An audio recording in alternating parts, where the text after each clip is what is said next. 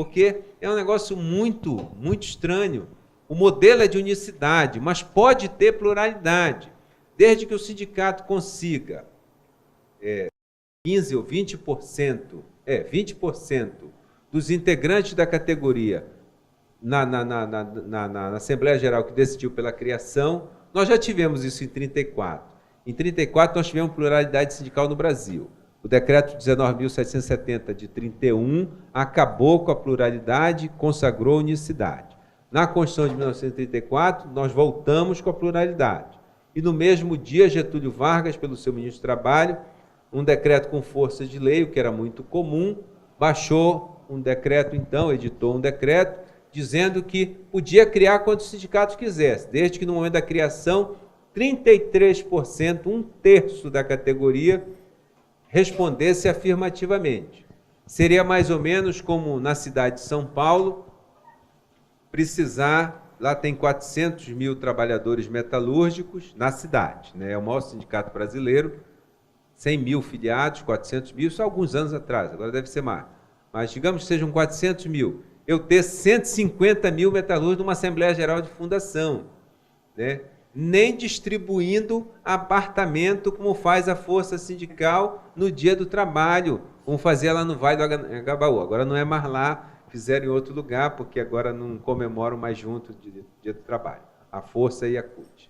Né? Mas nem distribuindo apartamento e fazendo sorteio de 10 em 10 minutos de automóvel, de eletrodoméstico. Não tem como reunir 150 mil pessoas. Aí agora a proposta é que sejam só 20%. A sindicalização no Brasil não ultrapassa 13%. A sindicalização na Constituição Civil no Brasil não chega a 3%. A sindicalização na Itália, que é um país mobilizado do ponto de vista sindical, não chega a 15%. E eles nem têm representação fora do sindicato, porque o modelo é contratual. E nós queremos fazer. A outra forma é o sindicalismo de cúpula que a Central Única dos Trabalhadores quer impor. Basta que uma central diga, eu reconheço essa associação como sindicato, e ela vira um sindicato. Aí sim nós teremos pluralidade. Por quê? Porque a força que é uma central que vai ter condições de dizer, representatividade para dizer quem é e quem não é, vai dizer, esse sindicato eu reconheço. Então vai criar o Sindicato dos Trabalhadores Metalúrgicos São Bernardo do Campo, São Caetano e Diadema, do B, né? E vai a UGT, que tem muita força também, com o pessoal do Ricardo Patá, os comerciários, dizer, eu também reconheço. Quantos gatos pingados tinha nessa Assembleia? 20. A diretoria é composta de quanto? 20. Então tinha 20, suficiente. Né? Não só tinha 19, mas a gente vai arranjar mais um aqui para ser diretor. Né? Até porque não vai precisar mais nem ter diretor trabalhador, pode ser como faz nos Estados Unidos, que os cargos técnicos são ocupados por técnicos. Os cargos políticos são ocupados por políticos. Então, o presidente do sindicato é um trabalhador, mas o advogado, o diretor jurídico, não precisa ser um trabalhador. Traz um advogado, ele faz melhor do que um trabalhador que é metalúrgico. O economista, um contador, para quê? Um diretor de saúde do sindicato. Por que vai ser um comerciário no sindicato do comércio? Chama um médico, mais ou menos assim.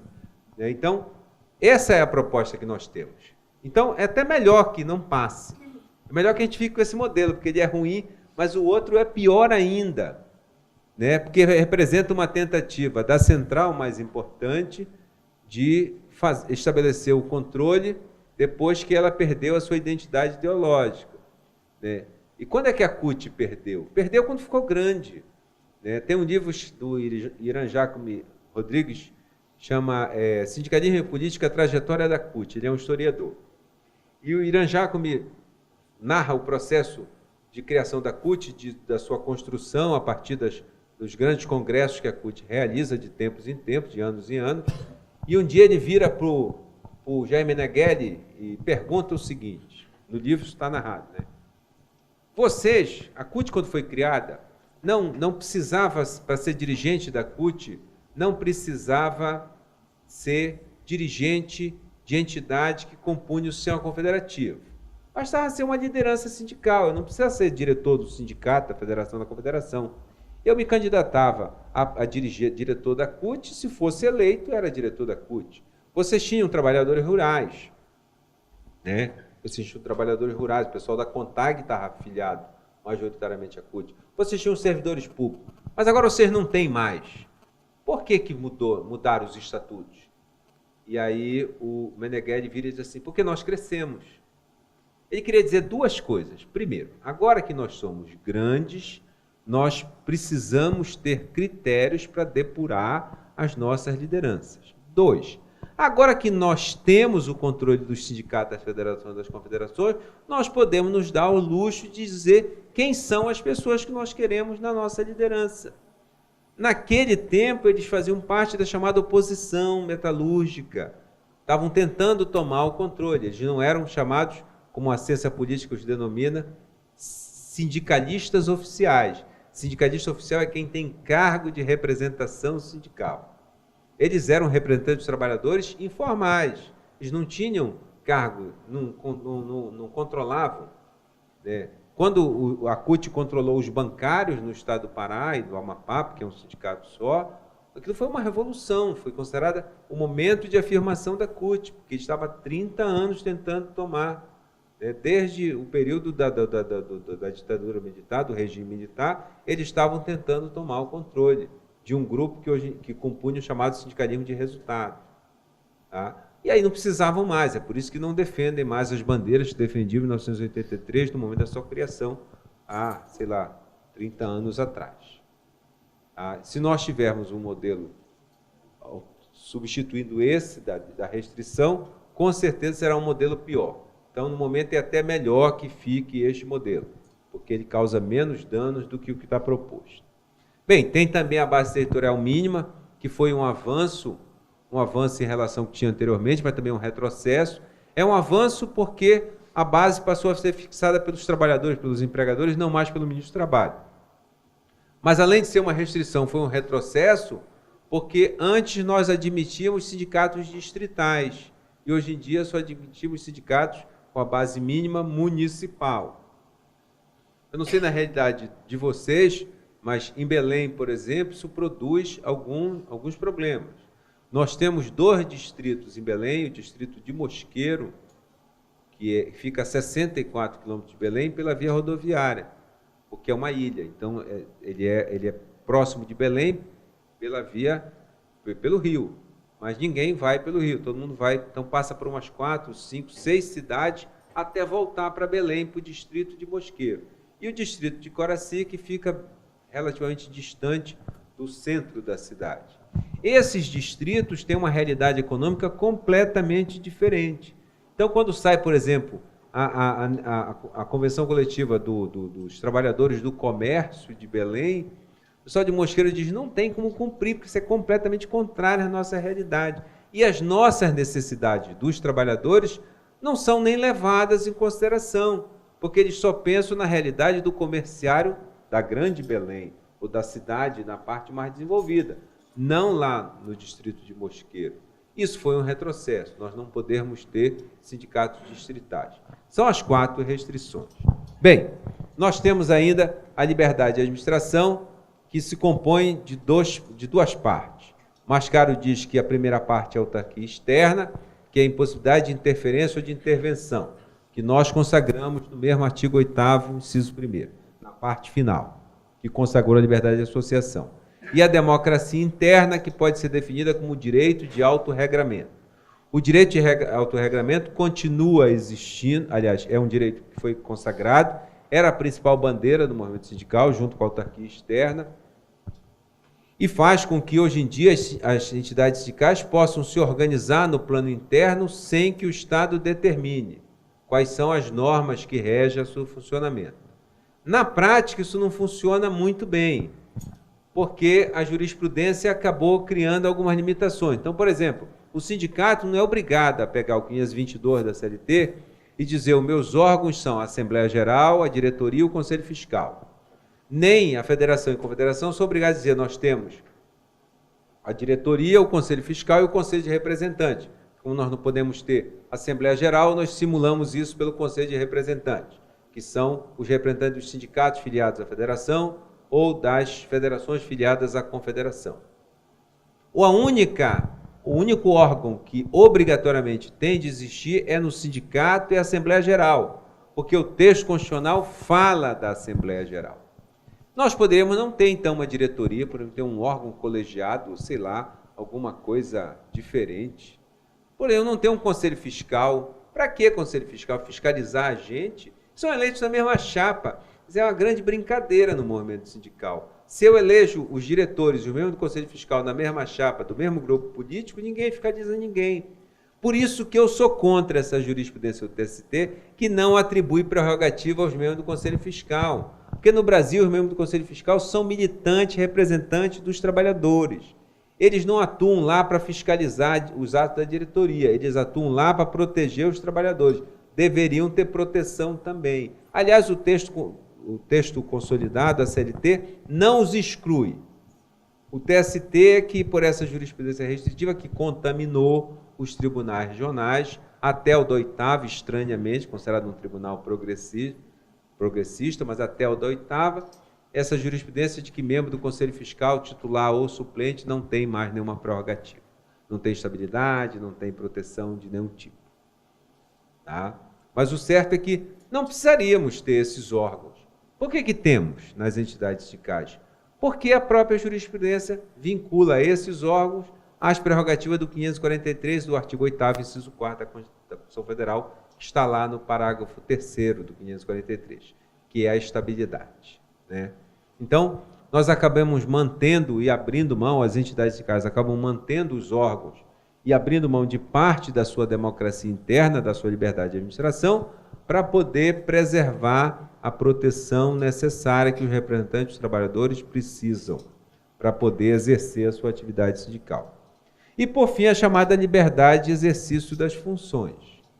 Essa é ampla, reconhece hoje em dia a possibilidade do sindicato empreender atividade econômica em sentido amplo, não mais em sentido, aquele sentido restrito admitido pela CLT, a possibilidade do sindicato empreender atividade política, embora não atividade política partidária, até porque ninguém pode ter atividade política partidária a não ser dentro dos partidos políticos, é uma coisa bem natural.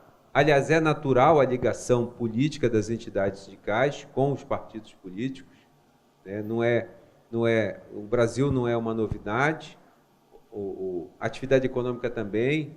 A Alemanha tinha um dos seus maiores bancos de investimentos controlado por um sindicato de trabalhadores para fomentar a geração de postos de trabalho. O Sindicato dos Caminhoneiros dos Estados Unidos da América controla alguns postos de gasolina, principalmente no meio oeste americano, né? Isso também não é nenhuma novidade.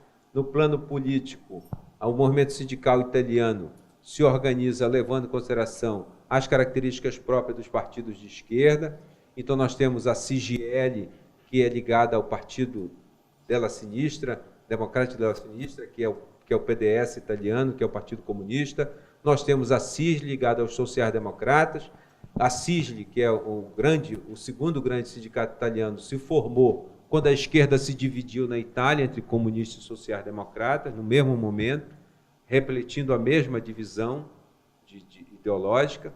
Nós temos a União Italiana de Trabalhadores, a UIL, né, que tem orientação democrata cristã e representa os profissionais liberais, né?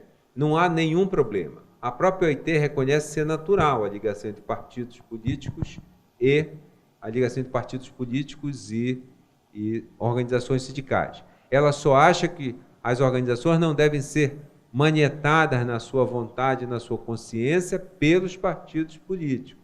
E isso, às vezes, acontece. Lembrem, por exemplo, a primeira greve geral do serviço público, que se tentou deflagrar aqui no Brasil contra o governo Lula e que foi abortada pela Central Única dos Trabalhadores e que acabou gerando a criação de uma nova central sindical, que hoje em dia é a Conlutas, né? Isso aí aconteceu quando um partido político hegemônico e detentor do poder naquele momento, e ainda hoje, o PT, resolveu impedir a Central Única dos Trabalhadores de atender à vontade de uma massa considerável de trabalhadores, que eram os servidores públicos. Isso a OIT é contra, quando funciona do partido para lá. Mas o contrário não, ela diz que é natural que os sindicatos se juntem a partidos políticos para tentar melhorar as condições de vida e de trabalho da classe trabalhadora. Ela acha absolutamente natural. O certo é que essa atividade pode ser desenvolvida de forma ampla, desde que se respeite a finalidade básica das entidades sindicais. Ou seja, desde que eu tenha consciência de que qualquer atividade tem que ter por fim último a coordenação e defesa de interesses profissionais nas entidades de trabalhadores ou de interesses econômicos nas entidades de empregadores. É assim que a gente decide se aquilo que a entidade sindical fez está dentro da sua finalidade ou não, se é uma atividade permitida ou não. Não é o ordenamento mais quem diz, o sindicato pode fazer isso, pode fazer aquilo. É a finalidade básica. O que ele fez para coordenar e defender interesses profissionais, então ele pode fazer. O que ele fez não é para isso, então ele não pode fazer. Querem um paralelismo fácil, de fácil compreensão? É só a gente decidir o que pode e o que não pode o Ministério Público fazer. O que é que o Ministério Público pode fazer? Tudo que seja necessário para a proteção da ordem jurídica, do regime democrático, dos direitos sociais individuais indisponíveis. Eu, por exemplo, quando eu vejo essa PEC 37, eu acho isso uma coisa assim, engraçadíssima, se não fosse trágica. Porque é tão simples dizer, claro que o Ministério Público pode fazer isso, só não pode julgar, porque isso é uma tarefa específica do órgão encarregado de trazer democracia para o Estado Democrático de Direito, que é o Poder Judiciário. Porque a democracia vem com a existência de um órgão autônomo e isento de solução de conflitos. Isso caracteriza principalmente o Estado Democrático de Direito. Tá? E aí, mas nós podemos fazer qualquer coisa que seja necessário para preservar a ordem jurídica, o regime democrático, direitos sociais e individuais disponíveis. E os sindicatos, federações e confederações, respeitada a sua finalidade básica própria, podem fazer tudo que seja necessário para coordenar e defender interesses profissionais ou econômicos. Infelizmente, não fazem. Tanto não fazem que o Ministério Público do Trabalho fica fazendo o seu serviço todos os dias. Né? Uma boa parte do que deveria ser feito pelo movimento sindical não é feito porque é mais fácil optar pela via mais simples, que é de pedir a alguém que tem mais prerrogativa, mais poderes para fazer em seu nome. É isso que leva a nós termos quase 20 mil entidades sindicais que estão limitadas na sua ação a mais ou menos 450, 500 procuradores que atuam com a gente no Ministério Público. É uma coisa esquisitíssima. Então, 500 representam a vontade de 20 mil entidades. Ou fazem a vontade de 20 mil entidades. Porque, na verdade, é mais ou menos isso que nós fazemos quando nós recebemos aquelas denúncias. Tá? Mas... Oi? Algumas nem chegam a denunciar nada também. Não, alguns não fazem nada também, só estão lá para arrecadar a contribuição sindical. Também tem isso, mas o fato de uns terem os piores que... Né, o fato de uma coisa poder ser pior não quer dizer que uma coisa que é ruim é boa, né, Alexandre? Então, na verdade, todos eles são bastante condenáveis e questionáveis. Esse é um panorama, quer dizer, nós não temos liberdade sindical basicamente por um único aspecto, porque todo o resto conspira em favor da ação coletiva. Né? Nós temos liberdade positiva, negativa na dimensão individual, nós temos liberdade de associação, de administração de exercício das funções na dimensão coletiva. Só não temos liberdade de organização, entre 6 aspectos. E ainda assim ele é suficiente para tornar um modelo absolutamente ruim, porque ele interfere em tudo. É por isso que eu digo que é muito fácil ficar condenando os dirigentes sindicais, personalizando a discussão. Fulano é muito ruim. Fulano é ruim porque o modelo conduz à eleição de pessoas ruins. O modelo da unicidade é um modelo fantástico para perpetuar. Eu digo que o tripé do corporativismo, que foi instituído por Vargas, construído ao longo de 10 anos, começando com a unicidade, com o imposto sindical, depois chamado de contribuição sindical, e concluído com o poder normativo da justiça do trabalho, ele hoje em dia é um tripé que não interessa mais ao Estado, interessa aos dirigentes sindicais. É o tripé da farsa. O sindicato é único, por isso eu não preciso, uma parte dele está baleado, né? Essa cadeira já não está tão firme, que é a competência normativa. Mas até a emenda 45 era uma coisa fantástica. O sindicato é único e por isso eu não preciso me preocupar com oposição externa. Eu não preciso de oposição externa. Eu não tenho oposição externa. Ninguém pode ter um outro sindicato para competir com o meu. Basta que eu tenha pouca gente dentro do meu sindicato e eu não preciso me preocupar com brigas e oposição. Ninguém vai me tirar do poder. Aí alguém viria e dizia, mas uma associação sem sócios não sobrevive. As outras, o sindicato sobrevive, porque ele tem a contribuição sindical compulsória. Ele arrecada mesmo sem ter associados. Mas um sindicato desse, uma hora vai ser descoberto. Os trabalhadores não são tão bobos a ponto de não perceber que eles estão simplesmente sendo empurrados com a barriga, levados lá no bico. Para isso tinha a competência normativa do Justiça do Trabalho. Aliás, eu vi isso de uma forma real no dia que eu escutei um advogado do sindicato dos metalúrgicos, um advogado famoso, né, e que agora ocupa um cargo alto dentro da advocacia lá no Pará, lá na Praça Brasil, que foi na frente do tribunal, subir no carro de som e dizer o seguinte, nós tentamos conseguir para vocês conquistas. O tribunal aqui não deu.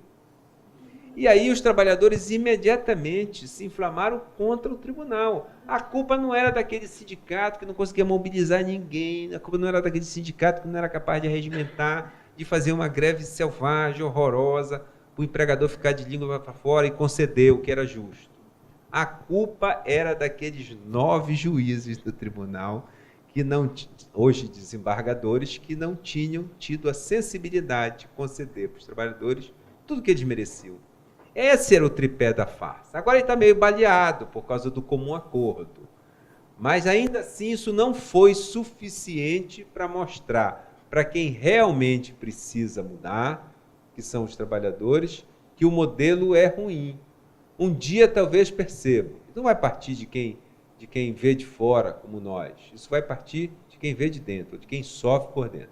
Então, a questão sindical só vai acabar no dia que os trabalhadores no Brasil tiverem consciência política, consciência de classe, consciência de que, para exercitar os seus direitos, primeiro a consciência de que tem direitos, segundo a consciência de que, para exercitar os seus direitos, precisam de uma associação que realmente funcione, e não esse arremedo de representação que é a representação sindical do Brasil. Tá? Então, o nosso modelo, para terminar por hoje, são 2 meio-dia, é um modelo híbrido conforme acordo firmado na Constituinte, preservando o modelo corporativístico com as restrições à liberdade sindical coletiva de organização, unicidade, sindicalização, categoria, base territorial mínimo e sistema confederativo. E uma observação óbvia, que eu vim falando aí durante essas 2 horas, que essas restrições interferem em outros, na verdade, em todos os aspectos da liberdade sindical.